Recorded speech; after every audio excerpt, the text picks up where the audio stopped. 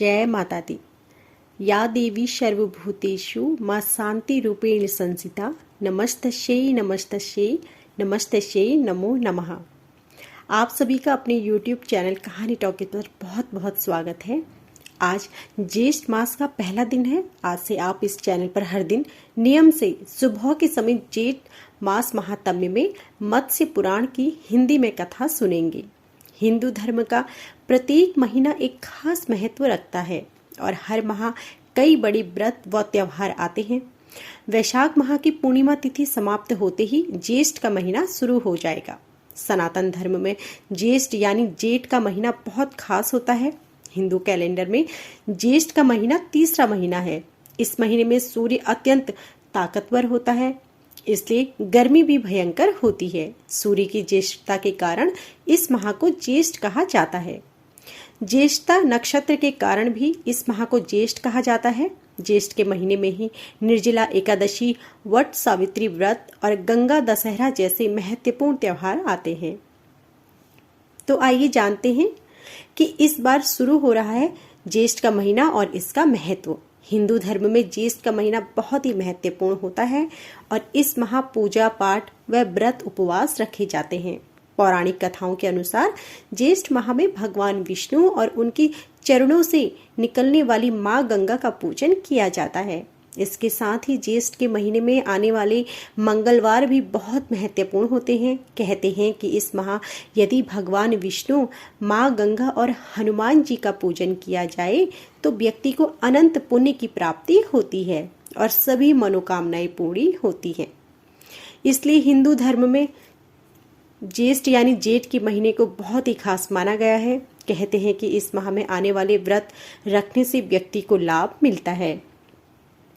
धार्मिक मान्यताओं के अनुसार ज्येष्ठ के महीने में जल का दान करना सबसे बड़ा पुण्य माना जाता है, क्योंकि जेठ के महीने में भीषण गर्मी पड़ती है और ऐसे में यदि किसी को जल पिलाया जाए तो इससे बड़ा कोई पुण्य नहीं होता। इसके अलावा ज्येष्ठ माह में पशु पक्षियों के लिए भी पानी की व्यवस्था करनी चाहिए।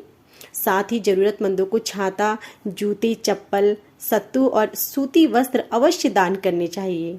इस माह आने वाले सभी मंगलवार के दिन गुड़ या गुड़ से बनी चीजें दान करनी चाहिए। तो आइए रसपान कीजिए जेठ मास महात्म्य में कथा का। मत्स्य पुराण के पढ़ने और सुनने से भयंकर रोग, अतिवृष्टि, अनावृष्टि, भूत प्रेत, बाधा का संयोग और दूसरे आदि भौतिक और आदित्य अधिक तथा आदि सहित कष्टों का निवारण हो जाता है। प्रचंड वेग से प्रवृत्त हुए तांडव नृत्य के आवेश में जिनके द्वारा दिग्गज गण दूर फेंके दिए जाते हैं, उन भगवान शंकर के चरण कमल विघ्नों का विनाश करे। मत्स्य अवतार के समय पाताल लोक से ऊपर को उछलते हुए जिन भगवान विष्णु की पूंछ के आघात से समुद्र ऊपर को उछल पड़ते हैं तथा ब्रह्मांड खंडों के संपर्क से उत्पन्न हुई अस्त व्यवस्था के कारण संपूर्ण पृथ्वी मंडल को व्याप्त करके पुनः नीचे गिरते हैं, उन भगवान के मुख से उच्चरित हुई श्रुतियों की ध्वनि आप लोगों के अमंगल का विनाश करे। नारायण नर श्रेष्ठ नर तथा सरस्वती देवी को नमस्कार कर तत्पश्चात जय महाभारत पुराण आदि का पाठ करना चाहिए। जो अजन्मा होने पर भी क्रिया के संपर्क से नारायण नाम से स्मरण किए जाते हैं, त्रिगुण सत्व रजस तमस रूप एवं त्रिवेद जिनका स्वरूप है, उन स्वयंभू भगवान को नमस्कार है। एक बार दीर्घकालिक यज्ञ की समाप्ति के अवसर पर नैमिषारण्य निवासी सौनक आदि मुनियों ने एकाग्रचित से बैठे हुए सूत जी का बारंबार अभिनंदन करके उनसे पुराण संबंधी धार्मिक एवं सुंदर कथाओं के परस्पर इस दीर्घ संहिता के विषय में इस प्रकार को जिज्ञासा से प्रकट की। निष्पाप सूत जी, आपने हम लोगों के प्रति जिन पुराणों का वर्णन किया है, उन्हीं अमृत तुल्य पुराणों को पुनः श्रवण करने की हम लोगों की अभिलाषा है। मुने ऐश्वर्यशाली जगदीश्वर ने कैसे इस चराचर विश्व की सृष्टि की तथा उन भगवान विष्णु को किस प्रकार मत्स्य रूप धारण करना पड़ा। साथ ही शंकर जी को भी भैरवत्व एवं पुरारित्य की पदवी किस निमित्त से प्राप्त हुई तथा वे वृष ध्वज कपाल मालधारी कैसे हो गए? सूत जी, इन सब का क्रमशः विस्तार पूर्वक वर्णन कीजिए, क्योंकि इस विषय में आपके अमृत सदृश वचनों को सुनने से तृप्ति नहीं हो रही है। सूत जी कहते हैं, द्विजवरो, पूर्व काल में भगवान गदाधर ने जिस मत्स्य पुराण का वर्णन किया था, इस समय उसी का विवरण आप लोग ध्यान पूर्वक सुने। यह पुण्यप्रद, परम पवित्र और आयुवर्धक है।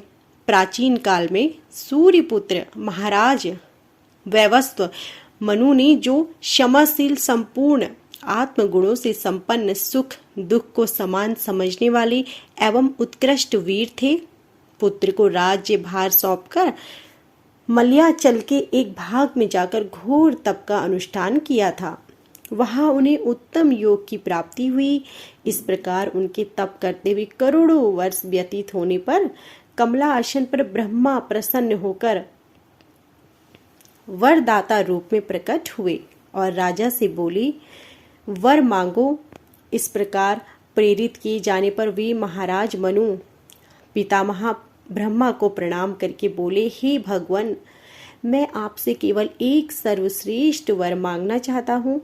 वह यह है कि प्रलय के उपस्थित होने पर मैं संपूर्ण स्थावर जड़ रूप जीव समूह की रक्षा करने में समर्थ हो सकूं। तब विश्व आत्मा ब्रह्मा एवं मस्तु ऐसा ही हो कहकर वहीं अंतर ध्यान हो गए। उस समय आकाश से देवताओं द्वारा की गई महती पुष्प वृष्टि होने लगी। एक समय की बात है, आश्रम में पितृ तर्पण करते हुए महाराज मनु की हथेली पर जल के साथ ही एक मछली आ गिरी। उस मछली के रूप को देखकर वे नरेश दयार्द हो गए तथा उसे एक कमंडलू में डालकर उसकी रक्षा का प्रयत्न करने लगे। एक ही दिन रात में वह मत्स्य रूप से 16 अंगुल बड़ा हो गया और रक्षा कीजिए यह कहने लगा। तब राजा ने उस जलचारी जीव को मिट्टी के एक बड़े घड़े में डाल दिया। वहां भी वह एक ही रात में 3 हाथ बड़ा हो गया। पुनः उस मत्स्य ने सूर्यपुत्र मनु से आतरवाणी में कहा, हे राजन, मैं आपकी शरण में हूँ, मेरी रक्षा कीजिए। तदंतर उन सूर्य नंदन ने उस मत्स्य को कुएं में रख दिया, परंतु जब वह मत्स्य उस कुएं में न अट सका, तब राजा ने उसे सरोवर में डाल दिया। वहां वह पुनः एक योजन बड़े आकार का हो गया और दीन होकर कहने लगा, हे नृपश्रेष्ठ, मेरी रक्षा कीजिए। तत्पश्चात मनु ने उसे एक गड्ढे में छोड़ दिया। तब उसने वहां और भी विशाल रूप धारण कर लिया।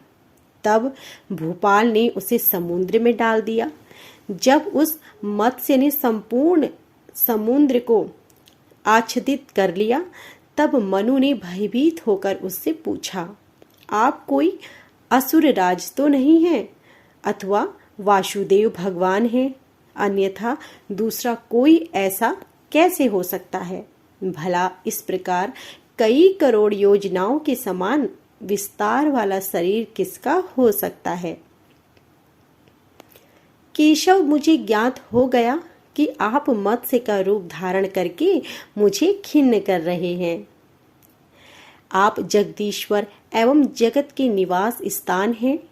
आपको नमस्कार है।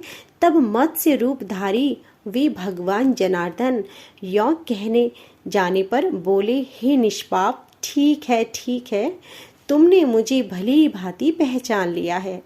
भूपाल, थोड़े ही समय में पर्वत, वन और कानकों के सहित यह पृथ्वी जल में निमग्न हो जाएगी। इस कारण पृथ्वी पते संपूर्ण जीव समूह की रक्षा करने के लिए समस्त देवगणों द्वारा इस नौका का निर्माण किया गया है।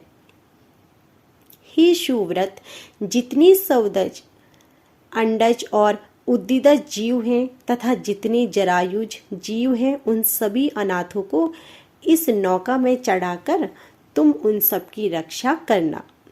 राजन, जब युगांत की वायु से आहत होकर यह नौका डगमगाने लगेगी, उस समय राजेंद्र तुम उसे मेरे इस सींग में बांध देना।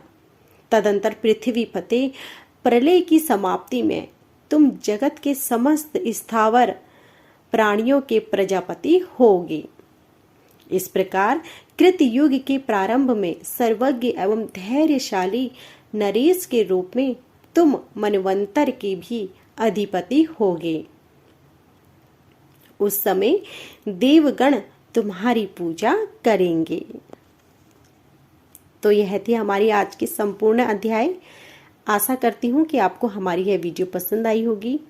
ऐसे ही धार्मिक व्रत कथाओं, पूजन विधि के बारे में तथा आगे के अध्यायों को सुनने के लिए हमारी वीडियो को लाइक करें, शेयर करें, कमेंट करें और हमारे चैनल को सब्सक्राइब करें और बेल आइकन दबाएं, जिससे कि ऐसी ही वीडियो प्रसारित होते ही आपको जानकारी मिल सके। आप सभी का धन्यवाद।